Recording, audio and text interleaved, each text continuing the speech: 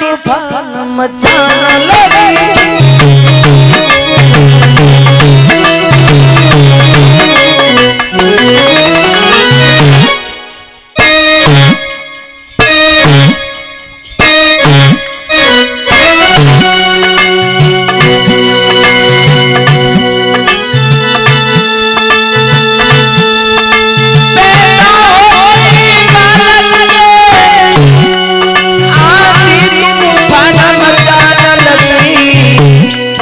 चमकने लगी बिजली न बने एक मात्र सी आने लगी।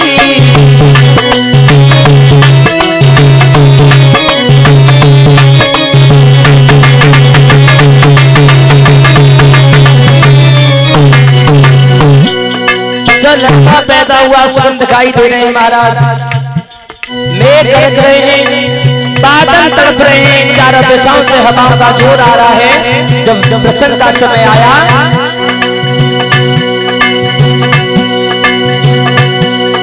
पैदा हो गई बालक में आंधी तूफान मचाने लगी। चमकने लगी बिजली न बने मात्र सी आने लगी।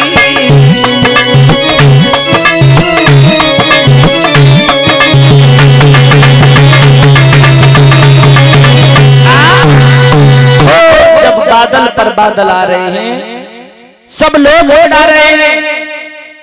तो जब लड़का पैदा हुआ है बबरेखा की, तो गर्गाचार्य ब्राह्मण ने सुपुत्र का नाम कंस रख दिया। कंस जब धीरे धीरे इधर से आना हुआ, शैलेंद्र भैया झांकी तैयार कर पाता हूं जल्दी से। कन्हैया अपने वकील को गए ना बच्चा भी इधर। कंस जब धीरे धीरे से सियाना होने लगा है, मथुरा में बड़ा होता है, बच्चों में खेल रहा है, एक दूसरे की सर को फोड़ देता है, नाना प्रकार से शिकायत लेकर के आ रहा है भोजराज कंस। तो एक दिन एक लड़का को साथ में लेकर के पहुंच जाता है यमुना के करीब। पूछ लिया, ओए ये बता तू आज क्या खा करके आया है? जवाब दिया, भैया पहले तू बता। सब जो लड़का आपस में बतला रहे, बोला मैं तुझे बताऊंगा नहीं, आज मैं खीर खा करके आया हूँ। कंस बोला ऐसे थोड़ी नहीं मानेंगे, पहले जीभ निकाल। जीभ को जब निकाला, बीच से तलवार से काट दिया। लड़का रो करके अपने घर पहुंचा, माता पिता से जाकर कहा तो दोनों भागे। उग्रसेन से जाकर के बोले, लगता है अब इस नगर को छोड़कर हमें जाना पड़ेगा, तुम्हारा लड़का हमें जिंदा नहीं रहने देगा। क्या हुआ? तो उग्रसेन ने बुलवाया है कंस को। जवाब दिया, बेटा इस तरीका से और राजा ही प्रजा पर कष्ट तोलेगा, ये तो तुम बहुत गलत कर रहे हो। जो ये शब्द सुने कंस उठ करके खड़ा हो गया, पिताजी अब ये लगता है साथ साथ तुम वृद्ध होते जा रहे हो, तुम्हारी बुद्धि भी पूरी होती जा रही है। क्यों?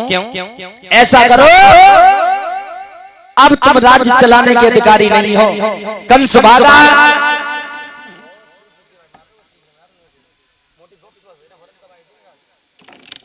भाग करके अपने पिताजी के सर से मुकुट उठाया और अपने सर पर रख लिया और खड़े होकर के बोला, सुनिए देखिए, पहले थे पिताजी हमारे राजा, जैसा पिताजी करते रहे, जैसा पिताजी कहते थे वैसा सभी आप लोग करते रहे। आज के बाद कोई पिताजी की बात नहीं मानेगा।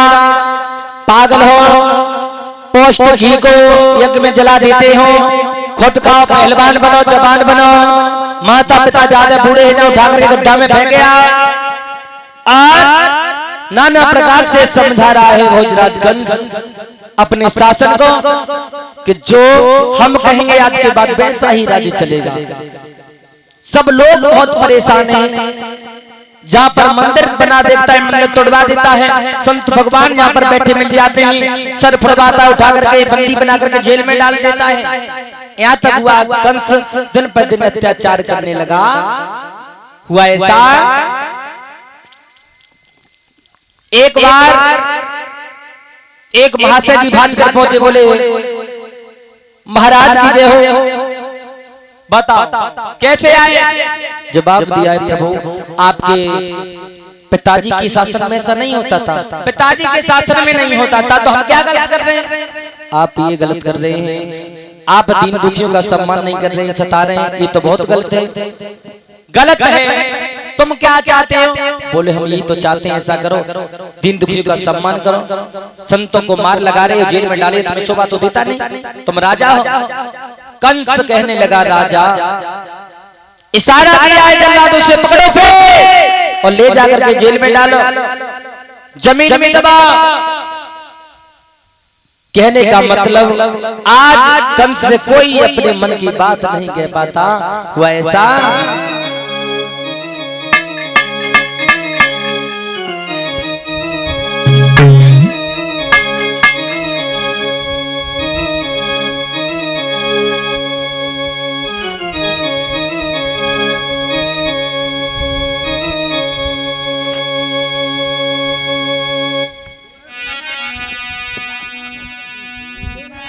कि अधिकारी भव जब कंस राज,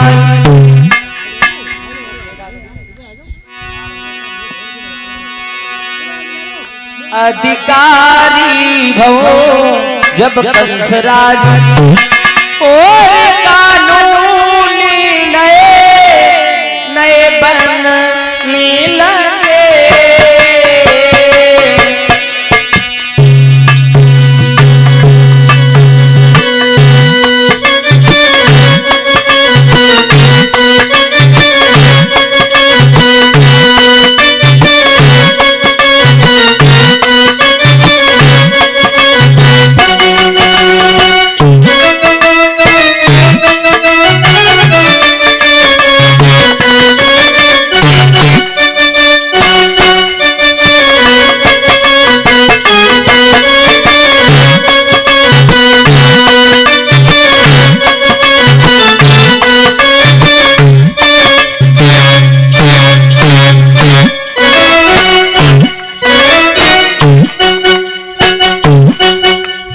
जब भोजराज कंस राजा बन गया मथुरा का, नए नए कानून चल रहे हैं कंस के यहाँ, सब लोग परेशान हैं। एक विद्वान कह रहा है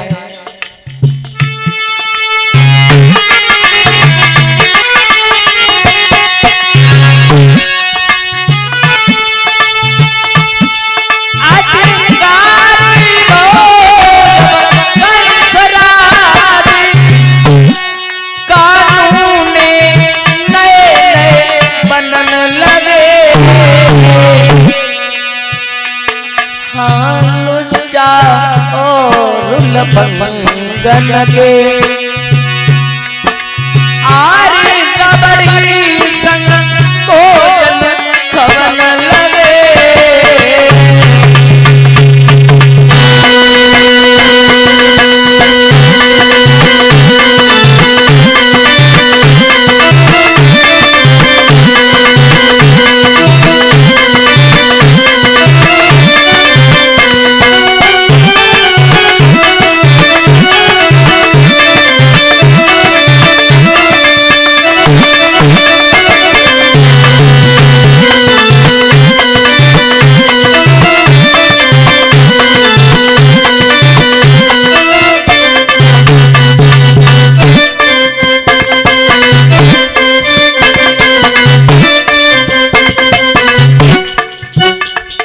जब कंस राजा बन गया, अब सब लोग परेशान हैं कंस से। हे भगवान क्या करें क्या न करें।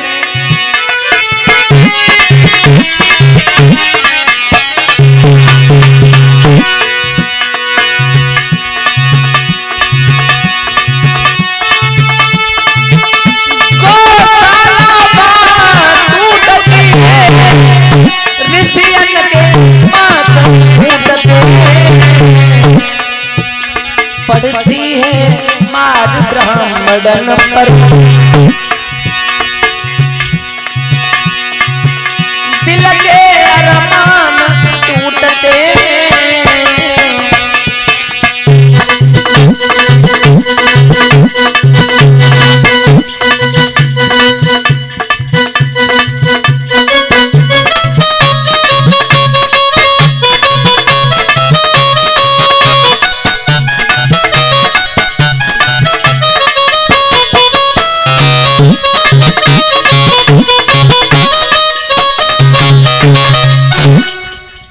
कहने का मतलब कोई कंस से अपने मन की बात नहीं बोल पाता।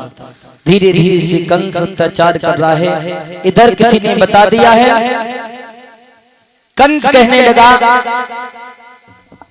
अब हम शादी करेंगे, कोई लड़की हो तो बताओ। तो किसी ने बता दिया है कि मगध के रहने वाले महाराज जरासंध, जिनके घर में 2 लड़कियां हैं, देखने में बहुत सुंदर हैं, आप ऐसा करो उनसे शादी कर लो।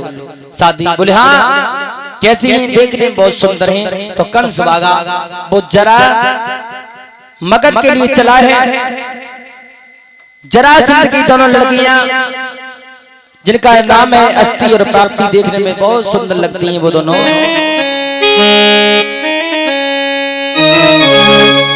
वो दोनों चंद्र बदन उजियारी पर घूमे बिटरिया